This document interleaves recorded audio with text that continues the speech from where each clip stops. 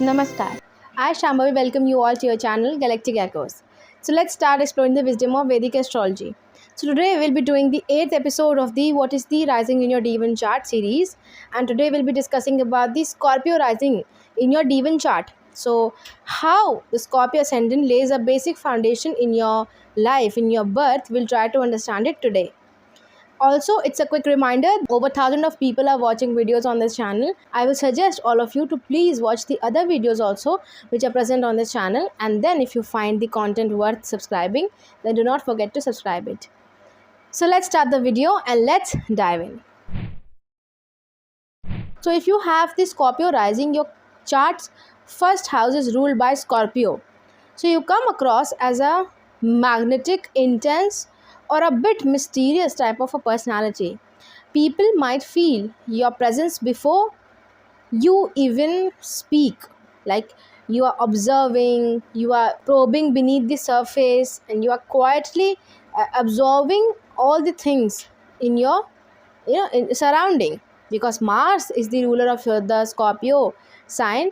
So transformation is a lifelong theme for all these Scorpio ascendants. You are drawn to depth, secrets, and rebirth, and your approach to life isn't casual. You dive all in. Like I have seen Scorpio ascendants pointing out minute details in a very basic mundane things. So your second house, because here the Sagittarius sign falls, shows your values or income might revolve around exploration. Maybe you earn through travel, teaching, or philosophies, or scientific ventures also. If Jupiter is anyway related to the Scorpio, you crave freedom in finances but could take risks also because you love that adventure and exploring. Third house, here the Capricorn sign falls, and it shapes your communication as practical and disciplined. You think strategically, maybe holding back opinions unless they are useful. Siblings or early education could feel structured or very serious, disciplined and goal oriented sort of a thing. The fourth house, here the Aquarius sign falls, and it roots your home life in uniqueness and unconventional family dynamics or a need for space.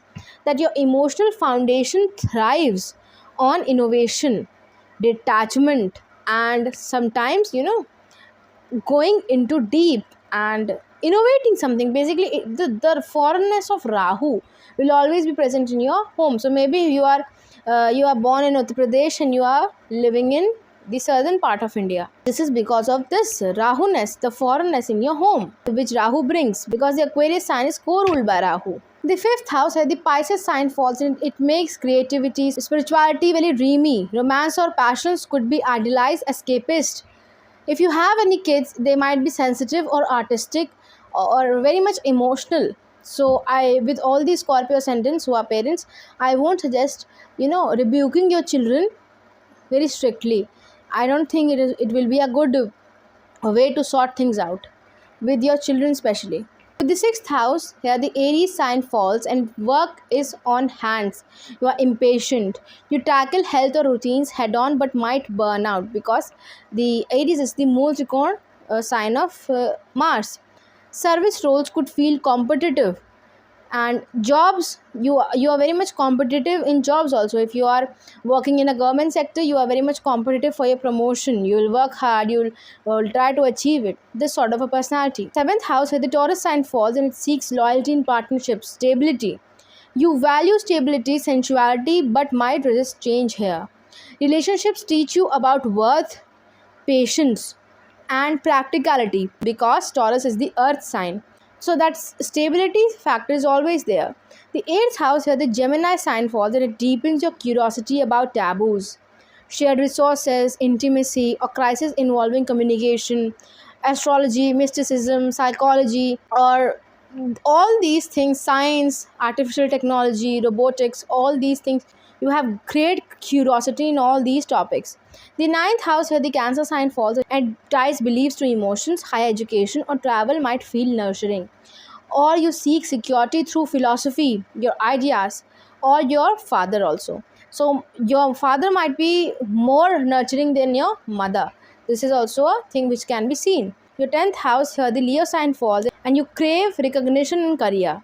Leadership roles, creativity, or performing shine Here, you want to leave a legacy, but ego checks are needed. You should not let your ambitions led by ego, otherwise, it will drain your fire to achieve something. The 11th house here, the Virgo sign falls, and it makes your friendships analytical. Groups or goals involve service, precision, nitpicking. You help others to improve. So yes, you are doing something important, and you want to work for the downtrodden also. The 12th house here, the Libra sign falls, and it hides a need for harmony in solitude. Subconscious patterns revolve around balance, beauty, or people pleasing behavior. Healing comes through art or diplomacy. So this is something which is very natural to your personality. You want everything to be balanced at the subconscious level in your mind, but that depends greatly on the position of the Venus. So overall, Scorpio rising means you are here to evolve. Mars ensures nothing stays surface level. Each house adds a layer to your journey, pushing you to merge intensity with growth, one transformation at a time. But there will be transformation for sure, because your chart is being ruled by the Scorpio sign, which is known for transformation. And all the other houses, they power the first house, your ascendant. So yes, if you are into that kind of profession, if you are doing that kind of work related to the Scorpion energy, basically the occult, mysticism, astrology, artificial intelligence, science, research, or this kind of thing, then it is a great placement for you. You will achieve heights of success in your career.